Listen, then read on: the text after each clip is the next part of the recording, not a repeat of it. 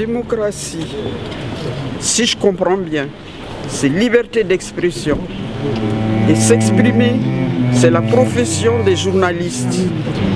Et il me semble que la constitution malienne le dit, le rappelle. Liberté d'expression. Les libertés de presse et d'expression demeurent en danger au Mali. C'est avec une vive préoccupation que l'Union Presse et Communication des Maliens de France, UPCOM, a appris l'arrestation puis la détention arbitraire du confrère Boukari Daou, directeur de publication du quotidien Le Républicain. L'UPCOM exige la libération de M. Boukari Daou, envers qui nous renouvelons notre solidarité et notre soutien sans faille. Vive la liberté de presse au Mali. Je suis ici pour exiger, au nom de tous mes confrères congolais de la République démocratique du Congo, qui sont des journalistes panafricanistes, la libération immédiate et sans condition de notre confrère qui est enfermé dans des conditions inacceptables. Je veux dire ce qui n'est pas normal qu'il y ait une extrajudiciarisation de cette affaire. Ce que je veux dire et ce que je crains, c'est qu'aujourd'hui on bâillonne quelques journalistes en les enlevant, en les mettant en prison, en dehors de tout contrôle judiciaire. Et ceci est préoccupant dans la mesure où nous allons vers des élections. Bâillonner les journalistes, c'est bâillonner la presse, c'est bâillonner l'information, c'est empêcher le peuple d'être informé de ce qui se passe, et donc c'est quelque part prendre en otage la démocratie. Donc je participe avec pas mal de collègues, de confrères et de compatriotes à cette manifestation pour soutenir la presse au Mali, qui est également un soutien à la presse dans le monde entier.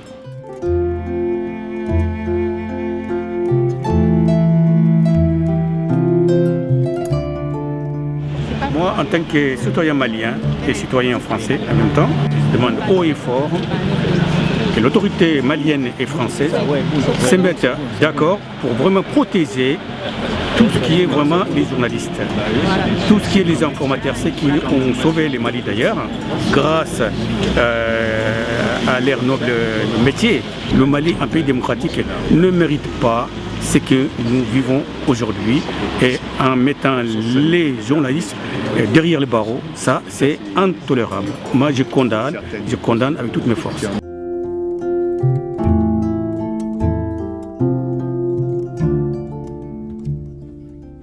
En fait, nous, journalistes, et de façon générale hommes de presse africains, nous sommes outrés par la brimade dont fait l'objet notre confrère Boukari Daou. Évidemment, il est temps que ces brimades cessent à l'égard des journalistes, car un pays démocratique se doit d'avoir une presse libre. Vous le savez, depuis le 6, Boukari fait l'objet d'un traitement vraiment barbare. Il est temps que cela cesse. Et nous souhaitons que la libération immédiate et sans condition de notre confrère Boukari Daou, car nous voulons un Mali apaisé, un Mali fort, un Mali démocratique.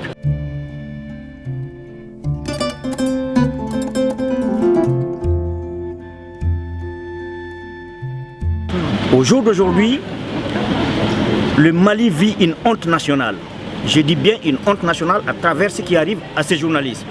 La base fondamentale de la démocratie, le soubassement d'une démocratie, c'est la presse libre et indépendante. Nous, ici de la diaspora, nous avons mobilisé les bonnes consciences pour que le Mali retrouve ses frontières. Et nous resterons vigilants à tout ce qui se passera dorénavant. Et nous demandons à cet effet la libération totale et inconditionnelle de M. Ndao.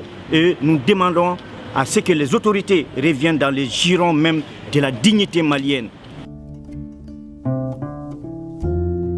Il ne peut avoir une démocratie dans un État bien constitué sans la presse.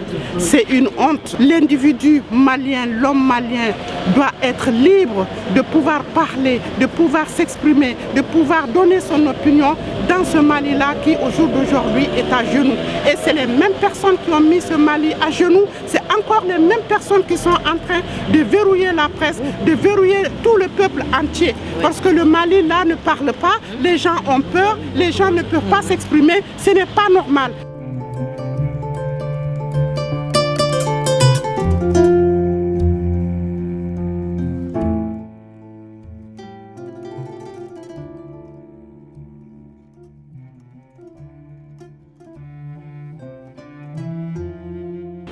Boukari Daou est victime de son travail.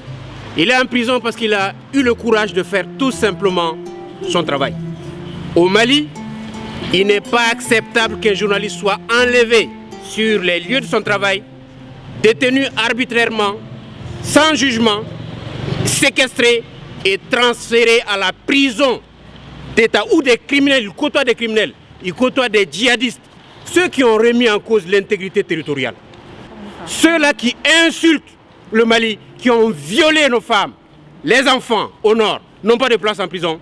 Mais un journaliste qui ne fait que son travail est contraint aujourd'hui d'aller en prison sans jugement. Quelle démocratie et quel état de droit, quel héritage on va laisser à nos enfants si on n'a pas le courage de dénoncer cela